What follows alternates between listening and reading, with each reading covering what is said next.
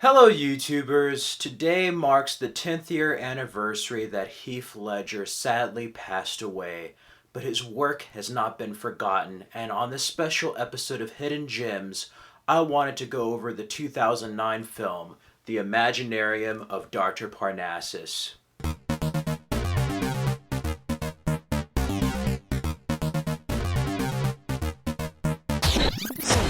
The Imaginarium of Doctor Parnassus is an underrated film, and it is also Heath Ledger's last film. He plays the character of Tony in the film, and it also stars Christopher Plummer as Dr. Parnassus, Lily Cole as Valentina, Andrew Garfield as Anton, Vern Troyer as Percy, Tom Waits as Mr. Nick, with appearances by Johnny Depp, Jude Law, and Colin Farrell.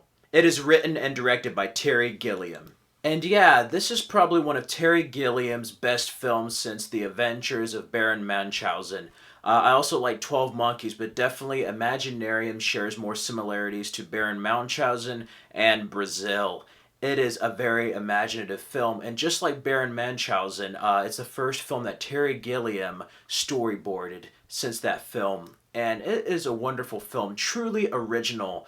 It's about Dr. Parnassus. He used to be this monk, and Tom Waits plays Mr. Nick. He's pretty much the devil. He makes a deal with the devil to become immortal. And he was immortal for years using his tricks and abilities with his imagination to entertain people throughout decades and decades upon the world. Finally, he found a beautiful woman, fell in love with her, and offered a new deal with the devil. He wanted mortality, but there was a price for his mortality. If he ever had a child, upon their 16th birthday, that child would belong to the devil, to Mr. Nick. And that's where the story picks up. His daughter is played by Lily Cole, Valentina, and it's her 16th birthday.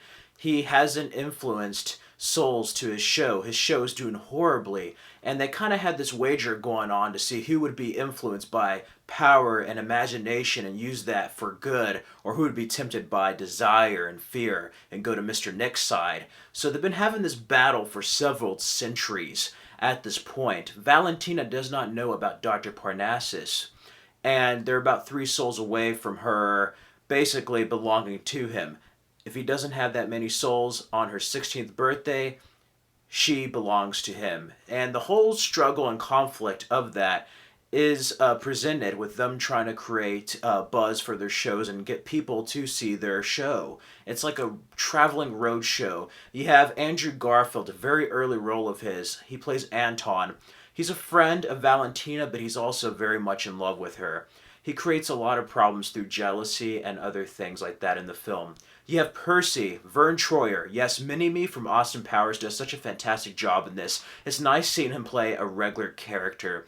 His size is actually kind of made fun of like Dr. Parnassus talking to him, and he's just like, "What would I do without you, Percy?" And he's just like, "Buy a midget." And there's like a funny joke there. Ultimately, it's a really good role for Vern Troyer and something very different compared to his previous work. But there's a subplot.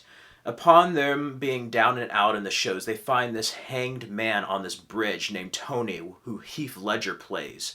He's a mysterious figure who also may be lying to them. He helps them revamp the show and basically gather people through the Imaginarium in order to save Valentina from going to Mr. Nick.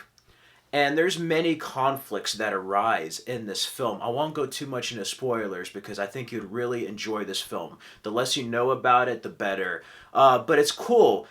Heath Ledger unfortunately passed away during the making of this film. This is his last film. And they almost canceled production for a while until Johnny Depp, Jude Law, and Colin Farrell decided to volunteer, give their revenue from the show and their pay to Matilda, Heath Ledger's daughter.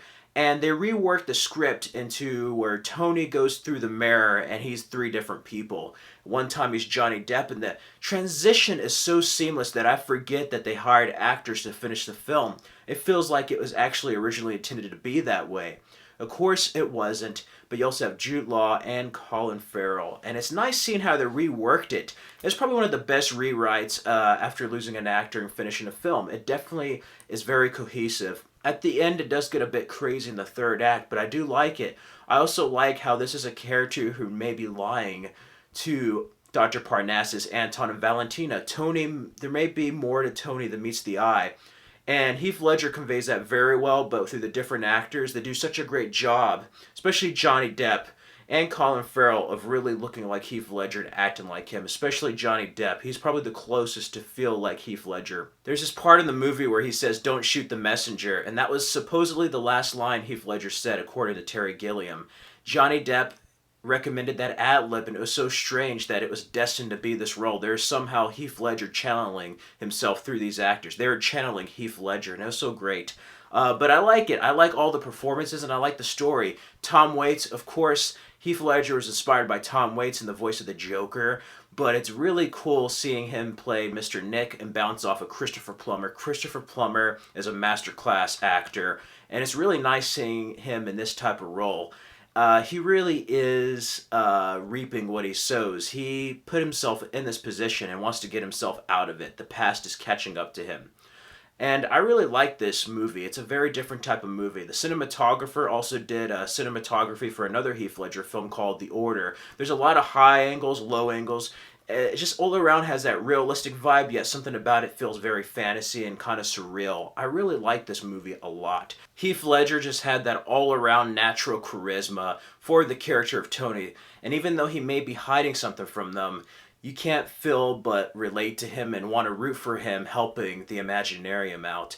Originally, there's supposed to be another scene where he was wearing contacts and lying to them, and it was going to be kind of a twist on what was already in the film, but it's nice how it all plays out, and I really like how they dealt with the three different actors and the story. Very different. You found out he was basically hung because he was in bad debt with Russian mobsters, among other things that I won't really get into. But I like it. It's a great story. And again, Parnassus is a play on words with literature, poetry, stuff like that. So it goes to the arts and also the power of imagination.